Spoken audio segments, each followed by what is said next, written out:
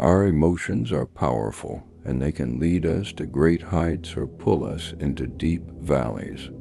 The Stoics didn't deny emotions.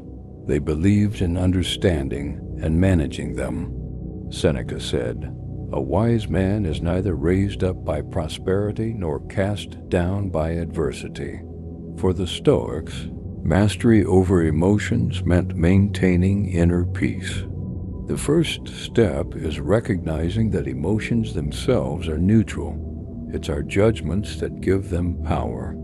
Marcus Aurelius reminded himself that it's not events that disturb us, but our interpretations of them. Next time you feel anger, sadness, or anxiety, take a step back. Ask, what interpretation am I applying to this situation? Often, by challenging the underlying thought, we can reduce the intensity of the emotion. The Stoics practiced what we might call emotional distancing. They advised using logical reasoning to examine emotions. For example, Epictetus taught his students to pause when feeling a strong emotion and analyze it. He said, "Don't let the force of an impression when it first hits you knock you off your feet.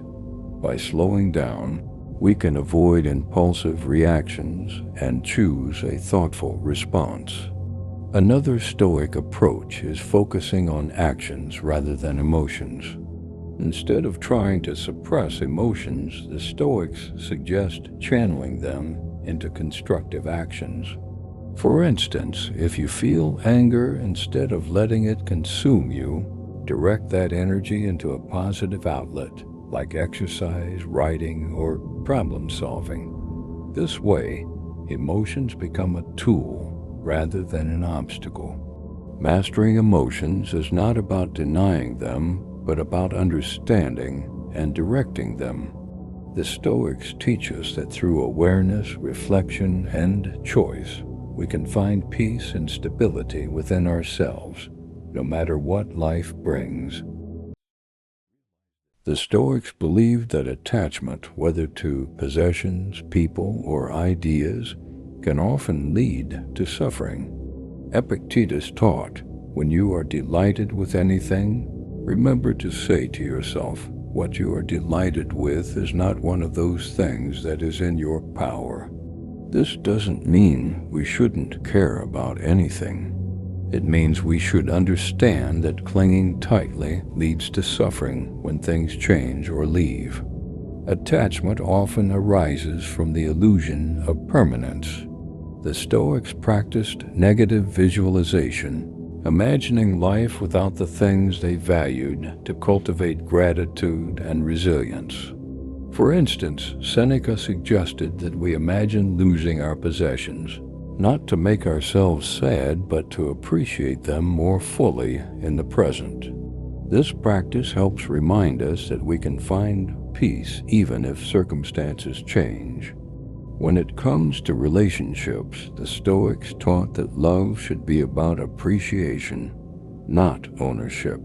Marcus Aurelius wrote, "Accept the things to which fate binds you, and love the people with whom fate brings you together." In other words, appreciate those around you without trying to control or hold on to them. This approach can deepen relationships by fostering mutual respect and acceptance. Letting go of attachment also means embracing impermanence. The Stoics believe that life is constantly changing, and resisting that change is what causes much of our suffering. When we can let go, we free ourselves from this cycle. Epictetus advised, "Seek not for things to happen as you wish, but wish for things to happen as they do. This acceptance liberates us. The art of letting go is ultimately about freedom. When you release attachment, you gain the ability to appreciate without clinging, to love without possessing, and to live without fear of loss. Practice detachment, not to distance yourself from life, but to engage with it fully free from the fear of change.